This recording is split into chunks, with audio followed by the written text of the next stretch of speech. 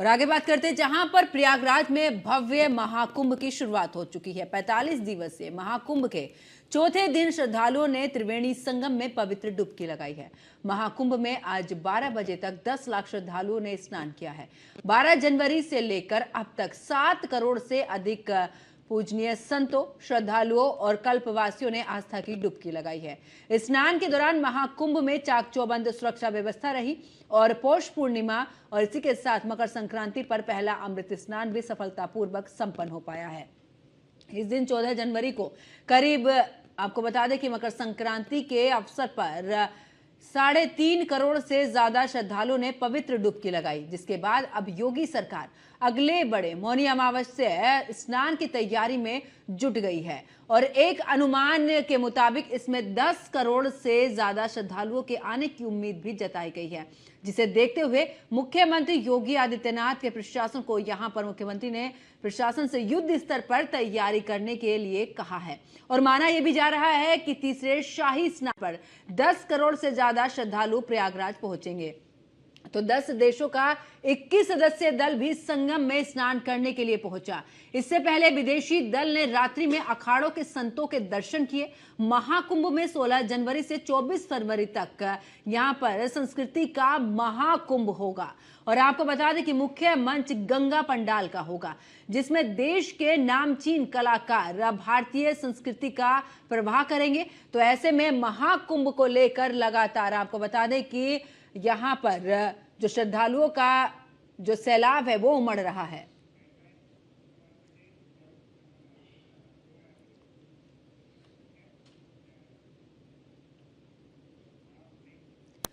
और हमारे साथ में 2 सहयोगी प्रयागराज से जुड़ चुके हैं, जिसमें से पवन पटेल हमारे साथ में जुड़े हुए हैं, साथ ही अतुल शर्मा हमारे साथ में हमारे सहयोगी प्रयागराज से जुड़े हैं।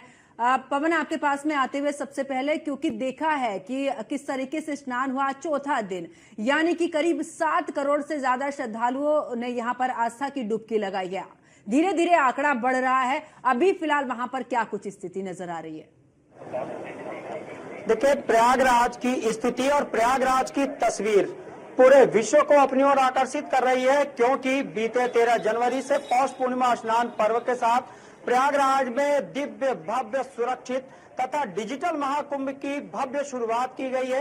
अगर हम मकर संक्रांति स्नान पर्व की बात करें तो देश विदेश के कोने कोने से करीब 3 करोड़ श्रद्धालु गंगा, यमुना, अदृश्य त्रिवेणी सहित विभिन्न स्नान घाटों पर आस्था की डुबकी लगा चुके हैं। जबकि पौष पूर्णिमा का जो पहला स्नान पर्व था, उस दिन भी करीब 1.5 करोड़ श्रद्धालुओं ने आस्था की डुबकी लगाई है। ऐसे में जो प्रयागराज की तस्वीरें हैं वो आस्था आधुनिकता का अनूठा संगम देखने को मिल रहा है, क्योंकि आस्था और आधुनिकता का यह अनूठा संगम इसलिए भी कहा जा सकता है कि महाकुंभ के दौरान तमाम ऐसी तकनीकों का इस्तेमाल किया जा रहा है जो भारत में लोगों को, श्रद्धालुओं को, आम जनता को पहली बार देखने को मिल रहा है, क्योंकि इस महाकुंभ में तमाम ऐसी व्यवस्थाएं की गई हैं जो पूरे भारत में लोगों ने अभी तक नहीं देखी है। क्योंकि इस प्रयागराज की जो तस्वीर है वो हमेशा से पूरे विश्व को अपनी ओर आकर्षित करती है और प्रयागराज में दिव्य, भव्य महाकुंभ की शुरुआत हो चुकी है।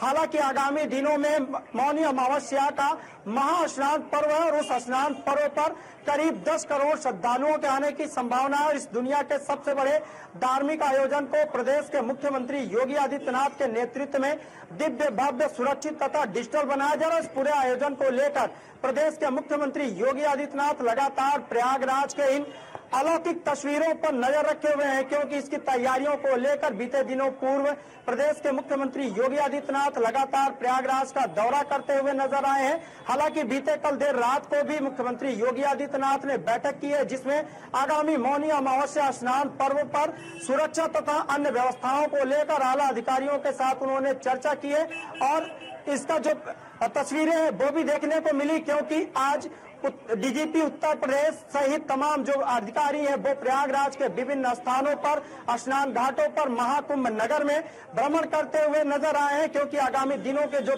तैयारियां हैं उस पर किसी भी तरह की कोई परेशानी ना हो, श्रद्धालुओं को सुगमता को लेकर अन्य जो व्यवस्थाएं हैं वो भी पूरी करने की पूरी तैयारी है।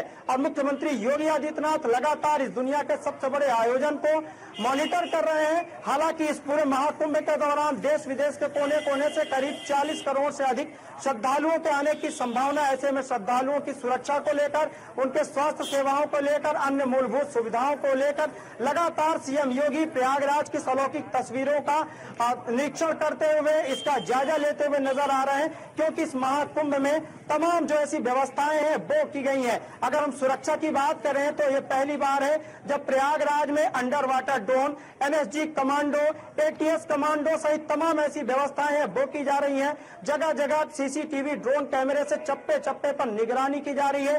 भारी संख्या में पुलिस फोर्स तैनात की गए हैं, इंटेलिजेंस की टीमें तैनात की गई है, एलआईयू की टीमें तैनात की गई हैं। तो ये जो प्रयागराज में धर्म, आस्था और अध्यात्म की नगरी कही जाती है, इसमें जो व्यवस्थाएं हैं वो पूरी तरीके से विश्व स्तरीय है और देश विदेश के बिल्कुल पवन, और ऐसे में महाकुंभ बिल्कुल एक केंद्र बन चुका है। दुनिया की निगाहें इस पर है, कोने कोने से विदेशी श्रद्धालु भी यहाँ पर पहुंचे जो कि यहाँ पर आस्था की डुबकी लगा रहे। वापस लौटूंगी आपके पास में पवन, और हमारे सहयोगी अतुल शर्मा भी हमारे साथ में जुड़े हुए हैं। अतुल, क्योंकि प्रयागराज की वो पावन भूमि जहां पर की सीधे तौर पर कहें तो इस समय पर संतों का, अखाड़ों का जमावड़ा वहां पर है, और उनके दर्शन के लिए ही देश ही नहीं विदेशों से भी श्रद्धालु पहुंच रहे। बीते दिन भी हमने तस्वीर देखी जब विदेशी जो श्रद्धालु हैं पहुंचे हैं, भारतीय संस्कृति को देखा, किस तरीके से तिलक लगाकर और फूलों की माला पहनाकर उनका स्वागत किया, अखाड़ों में पहुंचे और वो सनातन धर्म की तस्वीर उन्होंने देखी जिसको लेकर दुनिया टकटकी लगाए देख रही है कि आखिर महाकुंभ का आयोजन भारत के अंदर,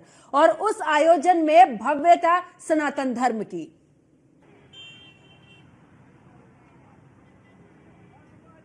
देखिए बिल्कुल मिला है। महापर्व की अगर बात की जाए, महाकुंभ का ये महापर्व 144 साल बाद है। देश और विदेशों की बात की जाए तो इस वक्त कुंभ चर्चाओं में है। देश और विदेशों की बात की जाए तो इस वक्त कुंभ चर्चाओं में है। सोशल मीडिया की बात की जाए तो ट्रेंडिंग में इस वक्त कुंभ चल रहा है। डिजिटल मीडिया को लेकर के अगर बात की जाए तो यहाँ पर डिजिटल कुंभ का आयोजन किया गया है। लगातार अगर बात की जाए तो सभी जगहों पर डिजिटली पेमेंट से लेकर के सभी चीजों की, अगर श्रद्धालुओं की बात की जाए तो वो अपने रास्ते डिजिटली तौर पर देख सकते हैं। कहीं ना कहीं अगर बात की जाए तो आधुनिक तौर को यहाँ पर बढ़ाया गया है। दूसरी तरफ अगर बात की जाए जिस तरह से यहाँ पर महाकुंभ की शोभा को बढ़ाने के लिए चप्पे चप्पे पर पुलिस फोर्स की तैनाती है। अखाड़ों की बात की जाए, देखिए देश नहीं विदेश तक के लोग यहाँ पर पहुंच रहे हैं, साधु संत पहुंच रहे हैं, और साधु संत यहाँ पर पहुंच करके जो महाकुंभ है उसकी शोभा बढ़ाते हुए नजर आ रहे हैं। लंबी लंबी बारातें निकल रही हैं, साधु संत इकट्ठा होकर के एक साथ पहुंच रहे हैं। शाही स्नान के बाद की अगर बात की जाए, मौनी अमावस्या को लेकर के प्रशासन इस वक्त अलर्ट मोड पर है। उत्तर प्रदेश के उप मुख्यमंत्री भी पहुंचे थे, उन्होंने भी कई घाटों पर पहुंच करके निरीक्षण किया है। वहीं वित्त मंत्री सुरेश खन्ना ने पहुंच करके शिलान्यास और लोकार्पण किया है। लगातार अगर बात की जाए जिस तरह से महाकुंभ को लेकर के तैयारियों पर मुख्यमंत्री की निगाह है। चप्पे चप्पे की अगर बात की जाए तो खुफिया एजेंसी के साथ साथ भारी पुलिस फोर्स की तैनाती की गई है। उत्तर प्रदेश के हर जिले से भारी पुलिस फोर्स यहां पर तैनात किया गया है। रिजर्व में पुलिस को रखा गया है, जिसके चलते किसी भी तरह की असुविधा ना हो। सुरक्षा के अगर इंतजामात की बात की जाए, देखिए वहीं अगर विदेशियों की बात है तो विदेशी लोग यहां पर पहुंच करके लगातार कुंभ में आस्था की डुबकी लगा रहे हैं। लगातार अगर बात की जाए तो कुंभ का जो आकर्षण है वो बढ़ता हुआ नजर आ रहा है। कहा जा सकता है कि महाकुंभ 144 साल बाद है, यानी 12 की बात की जाए, ये 12वां वो कुंभ है जो अब की बार महाकुंभ बना है। कहा जा सकता है कि 144 साल पहले इस कुंभ का योग बना था, लेकिन अब जो कुंभ का योग है वो कहीं ना कहीं आकर्षण के साथ साथ जो तपस्या करते हैं, जो साधु संत हैं, वो तपस्या करके मोक्ष की प्राप्ति करते हैं। शाही स्नान करने के बाद कहीं ना कहीं अमृत की तलाश की अगर बात की जाए, देव और दानव जिस तरह से आपस में भिड़ रहे थे, एक कलश था जिस कलश को लेकर के, जिस कलश के अंदर जो अमृत है वो था। कहीं ना कहीं अगर बात की जाए विष को लेकर के लड़ाई थी, विष हो या फिर अमृत हो। अमृत स्नान इसलिए कहा जाता है कि 4 बूंदें अलग अलग जगह में भारत में गिरी थी। उज्जैन हो, नासिक हो, हरिद्वार हो या प्रयागराज की ये संगम की भूमि, जहां पर 3 यहाँ पर जो नदियां हैं उनका मिलन होता है, संगम कहा जाता है। उसी के साथ साथ गंगा, यमुना, सरस्वती के मिलन को संगम कहते हैं। कहा जा सकता है कि इस अद्भुत नजारे में संगम में स्नान करने के लिए देश नहीं विदेशों के भी लोग पहुंच रहे हैं। बिल्कुल अतुल, और ऐसे में क्योंकि त्रिवेणी और ये जो संगम है बिल्कुल अपने आप में एक महत्व रखता है, और यही वजह है कि यहाँ पर करोड़ों की संख्या में श्रद्धालु पहुंच रहे हैं और यहाँ पर आस्था की डुबकी लगा रहे हैं। वापस लौटूंगी अतुल आपके पास में, और पवन हमारे हमारे साथ में। पवन, आपके साथ में कुछ लोग हमें नजर आ रहे हैं, जरा बात करिए, क्योंकि जिस तरीके की व्यवस्थाएं हैं, जितने भी श्रद्धालुओं से अब तक बात हुई है, सबका यही कहना है कि व्यवस्थाओं को लेकर पूरे तरीके से यहाँ पर बड़ी अच्छी व्यवस्था है। ऐसा कभी सोचा नहीं था कि महाकुंभ के अंदर इतनी अच्छी व्यवस्था हो सकती है। बिल्कुल, देखिए जैसा मैंने पहले बताया कि प्रयागराज में महाकुंभ को दिव्य भव्य सुरक्षित के साथ डिजिटल बनाया गया है और ये डिजिटल तस्वीरें पूरे विश्व को अपनी ओर आकर्षित कर रही हैं। हालांकि तमाम ऐसी जो तस्वीरें हैं जो लोगों को प्रयागराज की ख्याति के बारे में तमाम ऐसी रंग हैं वो देखने को मिल रहे हैं, क्योंकि प्रयागराज में आधुनिकता का, आस्था का तमाम ऐसे रंग है वो देखने को मिल रहे हैं। हमारे साथ एक खास व्यक्ति है।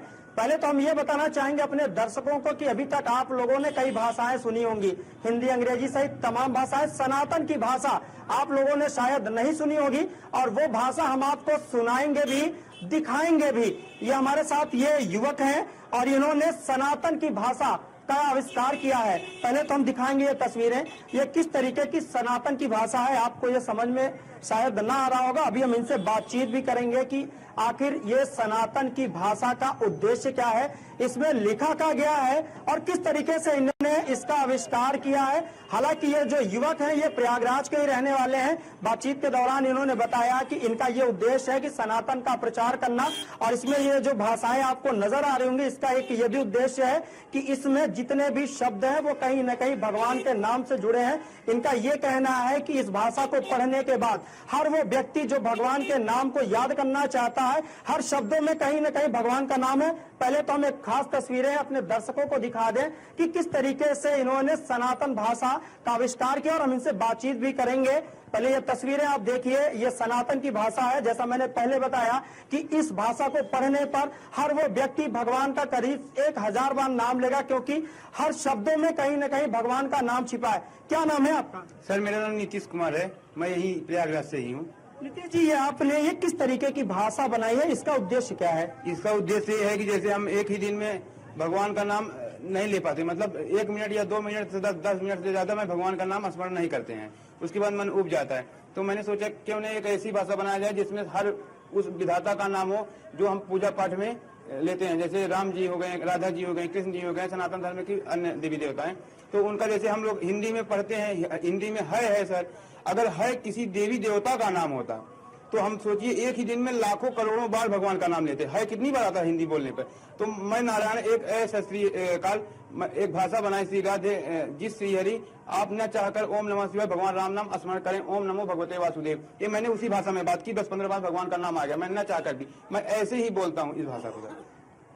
देखिए ये तस्वीरें हैं, इसलिए भी खास है कि आपने सनातन भाषा बताया है कि ये लिखा गया। तो मैं चाहूंगा हमारे दर्शकों को जो आपने लिखा है वो एक लाइन पढ़ के बताएं, इसका उच्चारण क्या होगा, इसका अर्थ क्या होगा, वो भी बताएं। पहले तो हम चाहेंगे कि आप ये बताएं आपने लिखा क्या है। ठीक है, जैसे सर आपने कहा ये सनातन भाषा, मैं इसको सनातन भाषा कम भगवान से जुड़ने का सरलतम मार्ग ज्यादा कहूंगा कि भगवान से जुड़ने का सबसे सरलतम मार्ग जो आज तक खोजा नहीं गई है। जैसे ये देखिए, ये वृंदावन की कृष्ण जी की मूर्ति है, वृंदावन से ली गई है कृष्ण जी। ये हो गया करम, ये राम जी हो गए, ये मत्स्य रूप है, ये विष्णु जी का, ये लक्ष्मी जी, उसके बाद काली खप्पर वाली है, ये उड़ीसा से जगन्नाथपुरी की से रथ यात्रा जब निकलती है तो वहां से, ये ब्रह्मा जी, शिवलिंग, इसके नटराजन, उसके बाद जिस पवित्र हम भूमि पर बैठे हैं वहां से हनुमान जी की मूर्ति। देखिए ये पाया जाएगा करम में लिखा जब बाउल नाहू। उसके बाद ये तिलक है सर जो रामचंद्र के मस्तक में है। उसके बाद ये फिर कृष्ण जी आ गए, तो कत दोष लगा इव काहू, ये है स्वास्तिक का चिन्ह। उसके बाद ये सिद्धि विनायक मंदिर से गणेश जी की मूर्ति है सर। इसी प्रकार मैंने जितने भी सनातन धर्म के देवी देवताएं हैं उनको चित्रणों के माध्यम से एक ऐसी भाषा तैयार कर दी। अब आप चाहे विधाता का नाम ले या न ले, पूजा पाठ के तो लेंगे ही, आम बोलचाल की भाषा में भी भगवान का नाम आता रहेगा सर। जैसे अभी अब उसी भाषा में अगर बात करूं, ओम नमो भगवते वासुदेव, जय बजरंगबली, इस भाषा के सीख ओम नमो भगवते वासुदेव, इसका मतलब हुआ इसको 1 ही 2 दिन में सीख सकते हैं सर, सिर्फ 1 या 2 दिन में, क्योंकि हिंदी से मिलती जुलती एकदम है। एक लाइन तो कम से कम आप ये हमारे दर्शकों को पढ़ के सुनाइए और इसका अर्थ भी बताइए, तो इन्हें समझ में आएगा कि ये जो सनातन भाषा आपने बनाई है, रामचरितमानस है। रामचरितमानस आपने बनाई है सनातन की भाषा में। तो हम चाहते हैं कि एक लाइन हमारे दर्शकों को दिखाएं, पढ़ के बताएं, फिर इसका अर्थ भी बताएं। लिखा है, करम में लिखा जावे बाउर नाहू, तौकत दोष लगावे काहू, तुम सन मिटई की विधि के अंका, मातु व्यर्थ जनी लेहु कलंका। यहाँ जब पार्वती जी की शादी होने लगी थी, विवाह होने लगता है शिव जी से, तो अलग अलग वेश में आते हैं, तो उनको सखियां उनके ऊपर दोष लगाती हैं कि आपके पति कैसे हैं, तो उसका अर्थ यही हुआ सर। अब ये जो आपने रामचरितमानस लिखा है सनातन भाषा में, चूंकि महाकुंभ है, देश विदेश के कोने कोने से करीब 40 करोड़ से श्रद्धालु यहाँ आएंगे, तो ये सनातन भाषा लिखने का, ये रामचरितमानस लिखने का क्या उद्देश्य है आपका? इसका उद्देश्य है कि हमारे सनातन धर्म में मुक्ति या मोक्ष कैसे मिलता है सर। तो भगवान का नाम स्मरण से ही मुक्ति या मोक्ष मिलता है। तो आप देखिए, मैं न चाहकर भी 1 लाख बार भगवान का नाम ले लूंगा एक दिन में, क्योंकि भाषा बोलूंगा तो वाणी तो निकलेगी ही ना सर। तो एक ही दिन में लाखों बार। अब देखिए, इसका मतलब हुआ कि मोक्ष प्राप्त करने का सबसे सरलतम मार्ग यही है सर। आप जैसे हिंदी में क बनाने लगते हैं तो आपको क जैसे हिंदी में रहता है वैसे दिखता है, लेकिन मैं जैसे ही पेन उठाता हूँ, जैसे ही क बनाता हूँ, मन मस्तिष्क में कहीं ना कहीं कृष्ण जी की छवि बन जाती है, क्योंकि मैं क वैसे ही बनाता हूँ। तो दर्शन हो गए ना सर, मन मस्तिष्क में भगवान का नाम। पवन, और देखिए महाकुंभ में अलग अलग छवि हमें देखने को मिल रही है पवन, जहां एक तरफ आस्था की डुबकी, तो वहीं कुछ ऐसे भी हैं जो कि सनातन धर्म की उस छवि को उभारना चाहते हैं, जो दुनिया जाने कि देखिए, चाहे रामचरितमानस की बात हो या शिव पुराण की बात हो, हर एक को बड़ी ही बारीकी से यहाँ पर दिखाने की कोशिश है। मैं वापस लौटूंगी पवन आपके पास में, और अतुल हमारे साथ में जुड़े हुए हैं। अतुल, अभी क्योंकि पवन के साथ में जिस तरीके से एक युवक जुड़े हुए थे, उन्होंने कहा कि हम सनातन धर्म की उस भाषा को सबके सामने लाना चाहते हैं, भारत की संस्कृति सनातन धर्म को दुनिया पहचाने, और ये महाकुंभ का सबसे बड़ा आयोजन। ऐसे में क्योंकि आप वहां पर मौजूद हैं, क्या कुछ ऐसी तस्वीरें आपने भी देखी जो आप साझा करना चाहते हैं अतुल? क्योंकि हम देख रहे हैं अलग अलग तरीके की तस्वीरें हम अपने दर्शकों को भी दिखा रहे हैं।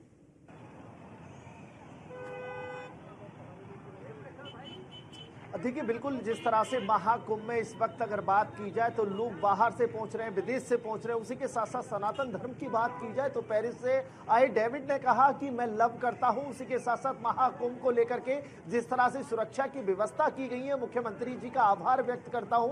देखिए, कहीं ना कहीं महाकुंभ को डिजिटली तौर पर जिस तरह से प्रमोट किया गया है, लगातार जिस तरह से मुख्यमंत्री से लेकर के प्रशासनिक अधिकारी महाकुंभ को डिजिटली तौर पर बढ़ावा दे रहे हैं, वो कहीं ना कहीं अद्भुत है। और उसी के साथ साथ कहा जा सकता है कि मेरे पीछे जिस तरह से यहाँ पर भीड़ का सैलाब देखने को मिल रहा है, ये वो सैलाब है जो जनता यहाँ पर आस्था की डुबकी लगाने के बाद, यानी सनातन की अगर बात की जाए, जिस तरह से ब्रह्मा विष्णु महेश की बात की जाती है, कहीं ना कहीं ब्रह्मा विष्णु महेश के साथ साथ अगर सनातन धर्म की बात की जाए तो सबसे पुराना धर्म सनातन धर्म कहा जाता है। और उसी के साथ साथ अगर बात की जाए तो आस्था की डुबकी लगाने के बाद लोग यहाँ पर भारी तादाद में अपने घर की तरफ, अपने ठिकानों की तरफ बढ़ रहे हैं। लेकिन जिस तरह से 2 नहान अभी तक पीछे मकर संक्रांति हो, अमृत स्नान हो, दोनों नहानों की अगर बात की जाए तो तीसरे नहान को लेकर के प्रशासन चाक चौबंद व्यवस्थाओं में जुटा हुआ है।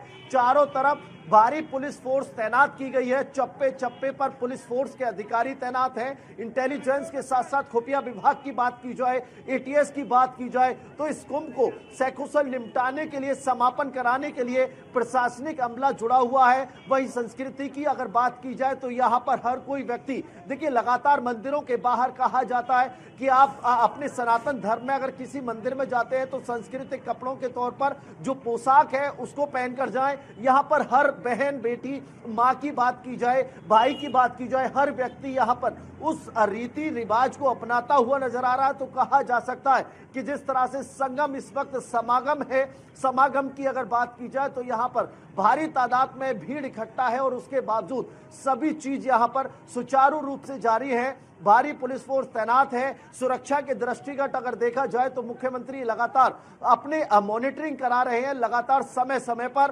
प्रयागराज को लेकर के यानी महाकुंभ को लेकर के अपडेट ले रहे हैं। कहा जा सकता है कि जिस तरह से महाकुंभ को दिव्य और भव्य बनाने के लिए सरकार का संभव प्रयास है, उसको कहीं ना कहीं शासन उस मंशा के साथ यहां पर लोगों के साथ बर्ताव कर रहा है। पुलिस प्रशासन जितनी शालीनता के साथ लोगों के साथ, श्रद्धालुओं के साथ बर्ताव कर रहा है, लगता है कि जिस तरह से कहीं ना कहीं विदेशों में देखने को मिलता है, लेकिन यहां पर विदेश के लोग आकर के यूपी सरकार के मुख्यमंत्री और पुलिस की तारीफ करते हुए नजर आ रहे हैं। बिल्कुल अतुल, इतनी अच्छी जानकारी आपने दी और साथ ही पवन आपने भी तमाम जानकारी दी और सनातन धर्म के अलावा यहाँ पर महाकुंभ में जिस तरीके से व्यवस्थाएं हैं, आप दोनों ने बखूबी पूरी जानकारी हमारे दर्शकों तक पहुंचाई। आप दोनों का बहुत बहुत शुक्रिया। तो देखिए, महाकुंभ में जिस तरीके से आयोजन हुआ है और इस आयोजन में तमाम श्रद्धालु पहुंच रहे हैं, भारत ही नहीं दूसरे देशों से भी श्रद्धालु यहां पहुंच रहे हैं और भारतीय संस्कृति की वो तस्वीर भी देख रहे हैं जो कि अपने आप में एक महत्व रखती है।